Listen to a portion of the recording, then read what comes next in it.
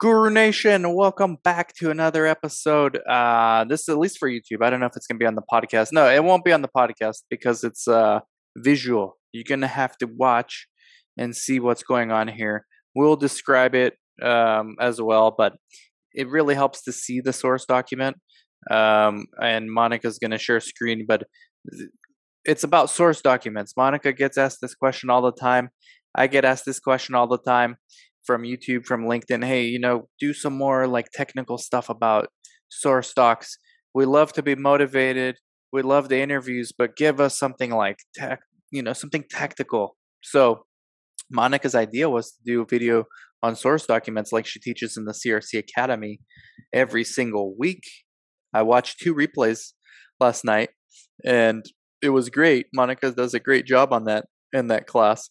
So source document, this is something Monica got it from clinicaltrials.gov. All right. Before we get into source, Let me just tell you guys, clinicaltrials.gov, if you are trying to get a job in this industry, or maybe you already have a job, but you're trying to advance, you have to familiarize yourself with this website because you can learn about therapeutic areas. You can learn about how studies are structured.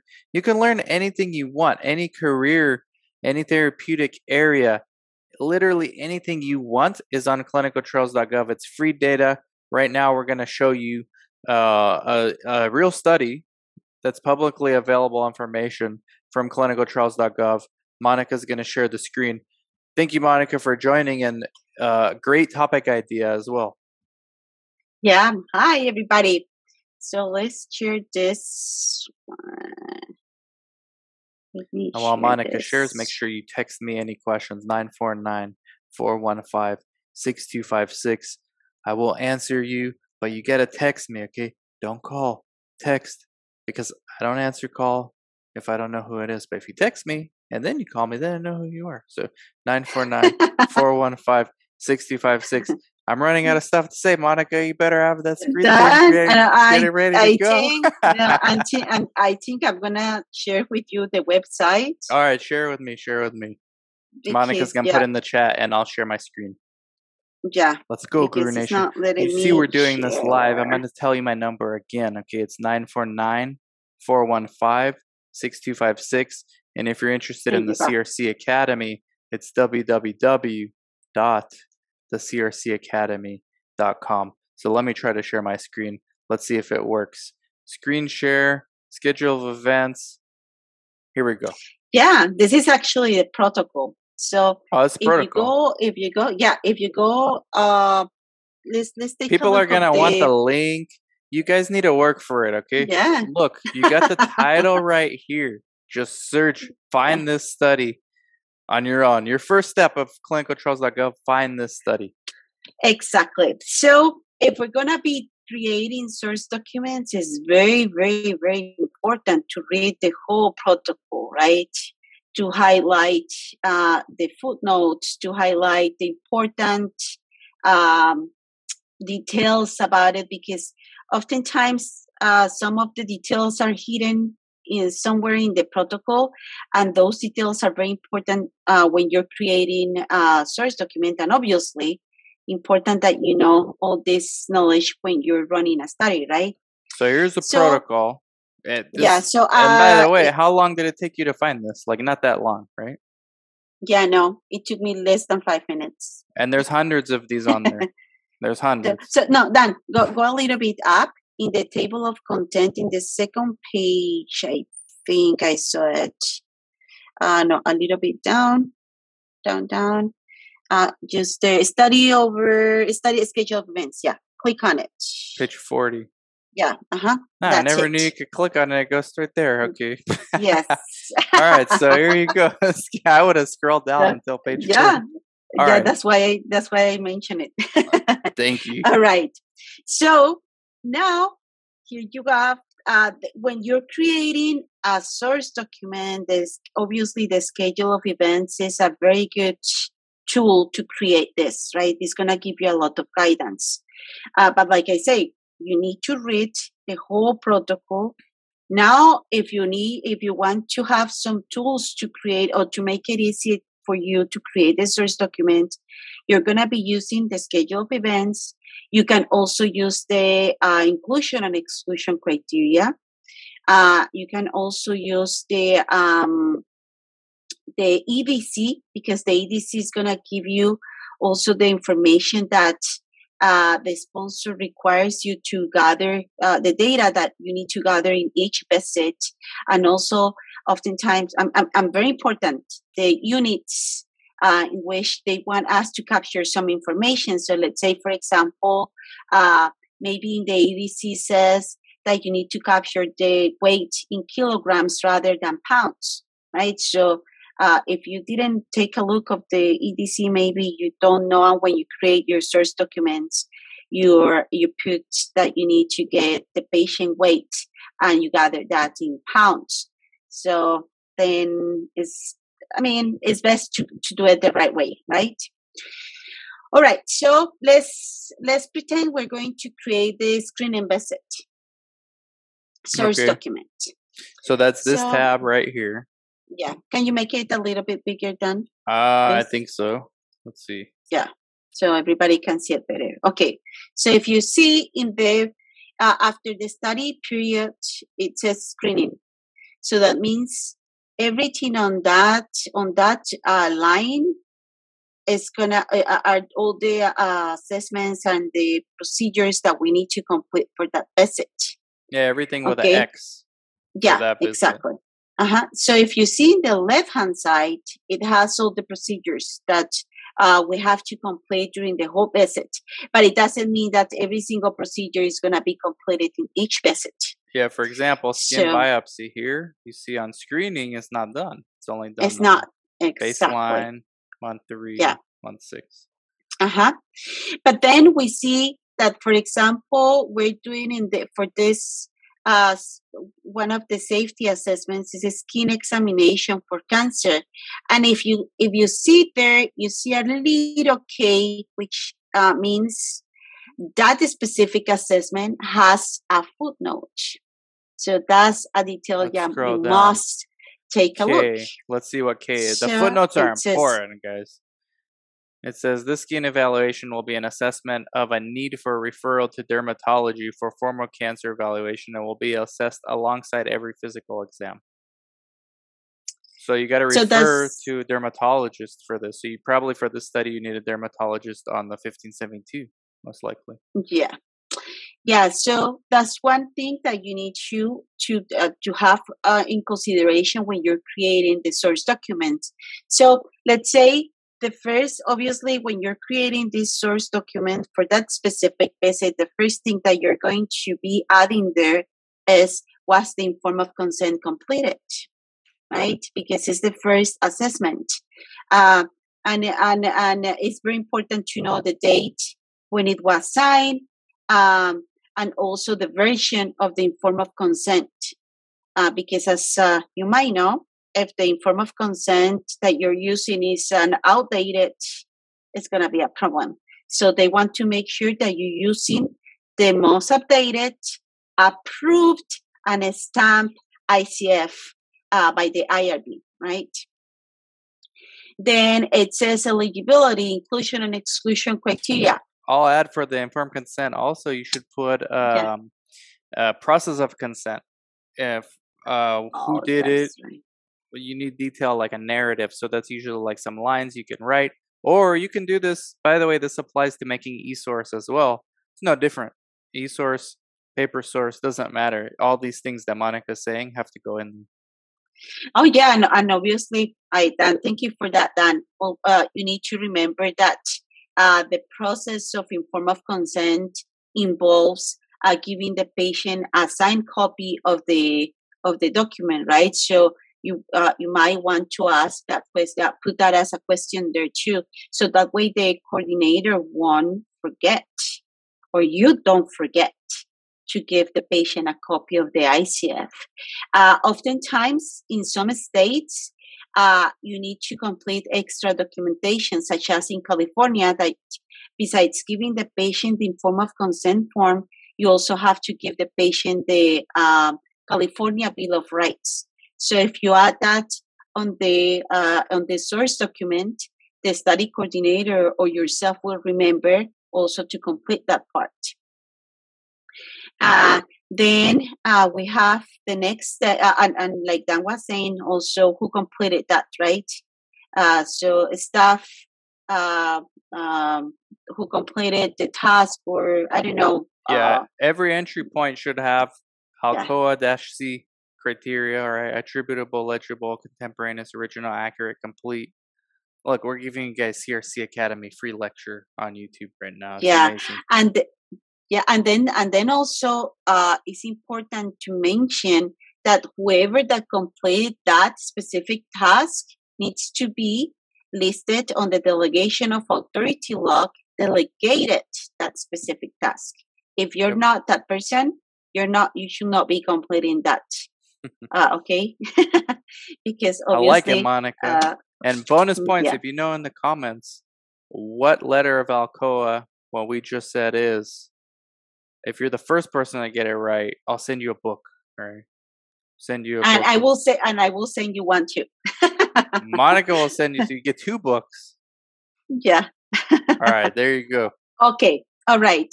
Then it says eligibility assessment, right? And parentheses inclusion exclusion criteria. So that's something that is also very important, especially for a screen and visit. So what you're gonna do is basically copy and paste the inclusion and exclusion criteria. However, this is a tip, and it's very important that you have this in mind.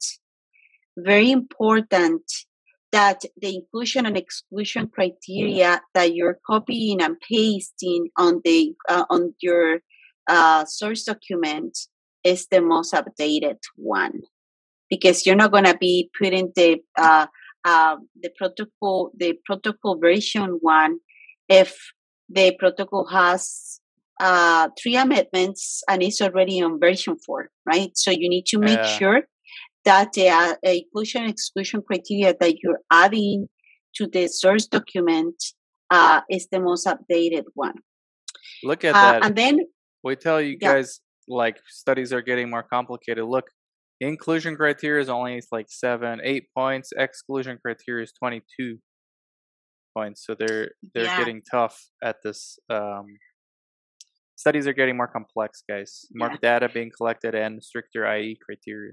Of course. And the reason why the inclusion exclusion criteria needs to be added to the source document is because that's exactly what we're doing in the screening visit, making sure that we're screening the patient and making sure that the patient don't meet any of the exclusion criteria and meets all of the inclusion criteria.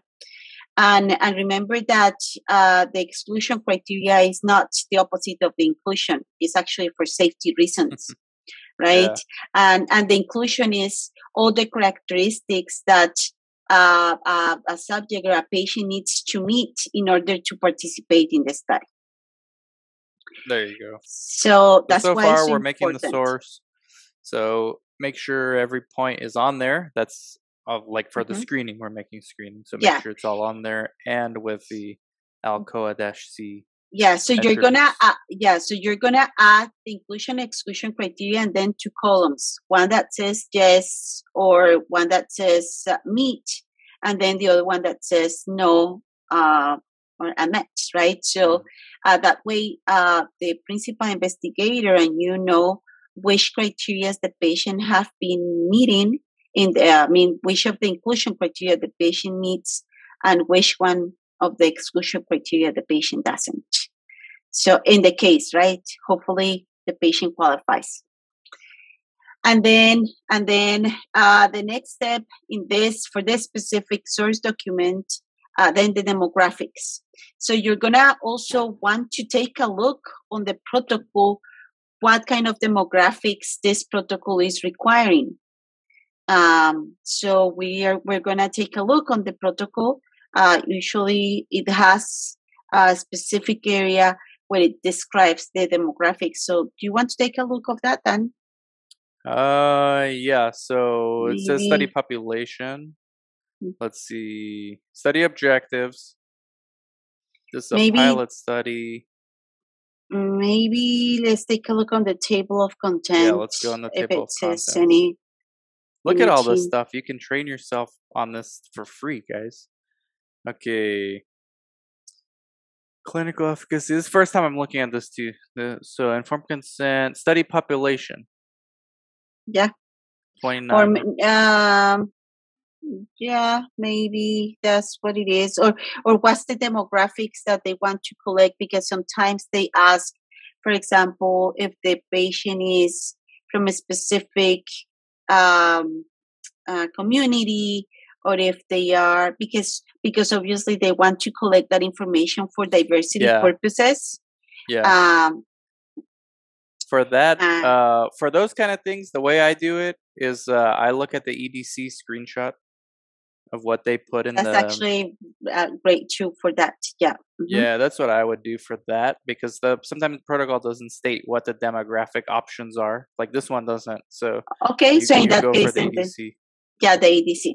So let's say they're asking for gender, they're asking for which community or background, maybe the percentages. It really depends on the study. It goes case by case, right? Yep. Um, and then the medical history. So you're going to create a little, maybe a little diagram to get all the physical exam or the medical history. So what conditions the patient had, if the patient had any surgeries, important surgeries, Hmm. um, the Here's a dates, good one. A and all good that way to stuff. do it.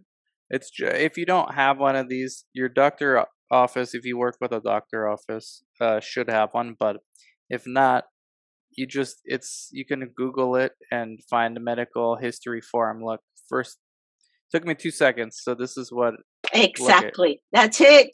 I two mean, it seconds, can get better guys. than that. All right, It and then can get better than that. if you're working at a site, your doctor probably already has something Yeah. similar. So you can add that to the source document that you don't even have to create Right it. here it is, medical history form. Just take off the multi-care. Put your Yeah, company logo on there. exactly. Then the physical examination, same as Dan was just showing. Uh, and that Let's Google obviously that one. the in the protocol it will also tell or mention what kind of exam they want because it differs sometimes a little bit depending on the therapeutic area. So they This one's probably harder. I had to click twice to find it. I had to click twice to find this. It's a little bit harder, but it's there. General, vitals, HEENT. this is the most common one, the Yeah, HEENT. Maybe for your specific protocol you need to add a little bit more right. or a little different, but in general that's the most common one, the Google's your friend, guys. HEENT. Yeah. uh, and then the examination for cancer, the skin examination for cancer that we already took a look of the K. So so that footnote, you maybe want to add that footnote to the source document when you're mentioning the skin cancer. If it was completed, the sample and everything, and then put a note giving a reminder that if the patient gets a positive result, then they have to be sent to Yeah, and the doctor. that's one that you can have like because you're sending it. Remember the footnote K? It says send to a dermatologist. Hmm. So that's one where your dermatologist will have their own source already for that, most likely. And so on your study source, what you can put is just a box that it was done by who and what date, and then when the dermatologist gives you the actual source for that patient, that becomes part of the source too. Yeah, exactly. Oh, Dan, and now that you mentioned that, I would like to mention that source documents is basically everything related to the patient, every document that you get related to that patient, right? But we have to create the source documents to collect all the data specifically for each visit. Mm-hmm. So that's an additional thing. And obviously that also needs to include the progress note, which is where the doctor and the staff members put their notes, right?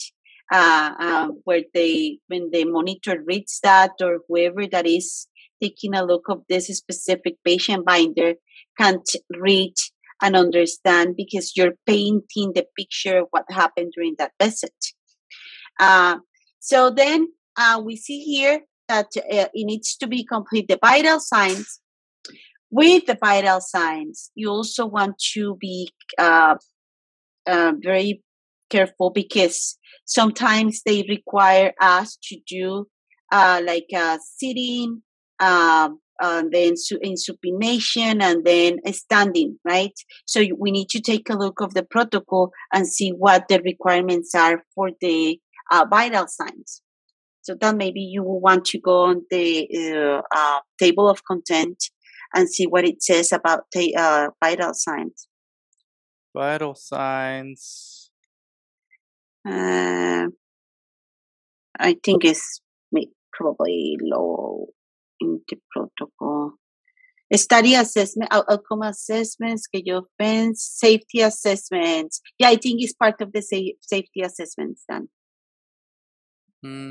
Up. Right here? No, up. Safety It assessments. says Here we 6. go. Yeah. Mm-hmm. So we see secondary safety Yeah, safety outcomes assessment. include AEs, clinical changes in vitals, lab test abnormalities, clinical tolerability of the drug. Okay, so if you cannot find what they really the specifics of what they want in the protocol, then in the EDC you will find it too. Yeah, the EDC right? is like your friend, but generally vital signs are blood pressure, weight, heart rate, and that's basically it, and O2. Yeah, but what I was mentioning, sometimes they require you to take the blood. I forgot the name. What you were just mentioned. Yeah, the labs no, before no, not the labs, but the vital signs. The heart rate. The heart rate. Yeah, with in different positions, like maybe sitting and supination and standing. It really depends on the protocol. If it doesn't specify, then no. Times. Yeah, if it doesn't specify, then no. Oftentimes when they do specify that, they'll have a footnote here next to vitals, and then it'll say 10 minutes supine, 5 minutes standing, something like that. But this one doesn't have it, so it doesn't matter for this one. All right. So, but always check, guys, with your monitor. Yeah, I will definitely do that. Check with the monitor. And then the laboratory test, it has, for the screening, we don't do laboratory tests in this. Oh, yeah, you do. So then can you check the footnote, the A, please? Yeah, I saw that one. It's all lab samples will be analyzed at a local lab. Okay. So you got to put that lab on your 1572. Exactly. And then these are the panels that you're gonna have to tell your local lab to do. Pregnancy test is footnote B for women of childbearing potential. So you need to add all those assessments and all that procedures to the source document, obviously.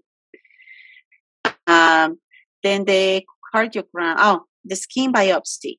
No, it's not done on the screening. The echocardiogram and chest HRCT. It has an and if you look at the available. Footnote, if you look at the footnote, it says ECG of chest is part of standard of care assessments to be performed at the discretion of the PI. The data should be abstracted from the patient records at screening and month 12. So this is an easier study in that case. And then so you have to add that information to the source document, right? So it's on the patient, the PI discretion. And then here's pulmonary function test. We'll go through these quickly so that we don't bore you guys too much. Spirometry, all right? And then you got ConMeds, which you have to have a chart of what they're taking. There's a log. You can make a log for this. If you don't know how to do it, look, guys. ConMeds log. But it's very simple. You just put, look, here you have on Google tons of pictures of what the ConMed log can look like. Usually looks like this. Something like Mm-hmm. this. See, Exactly. Google is your friend, guys. And then AE, you don't check for that at screening, but No. Mm-hmm. you do after ICF. But and then there's more assessments, but you guys basically know. And then you do the same thing for baseline, and it goes on and on. Yeah. So basically, for each assessment, you have to include that in the source document and make sure that you read the footnotes, make sure that you read all the important information related to that specific assessment and add that And it's gonna notes to force the you. The source beauty of doing document. this, guys, creating source. You don't even need a job to do this. Just pick a study on clinicaltrials.gov, create a source for it. Tell your when you go for a job interview, just say, "Look, I've been creating source for myself to practice." They're gonna think you're an amazing person, amazing human being, but it forces you to learn the protocol. Look, Monica and I just did this for 20 minutes. I feel like I already know the protocol a little bit better. Right? And Yeah. I don't even know the protocol, but I feel like I know it a little bit better because it forces you. This is one of the examples that we teach, just one of the hours and hours and hours of lessons and hands-on training we do in the CRC Academy. So we wanted to make a quick video. If you guys like this kind of content, put in the comments. We'll do more like this. And if you're interested, check out the crcacademy.com. Reach out to me or Monica, and happy to help you guys out. Yes. Take care. Bye-bye.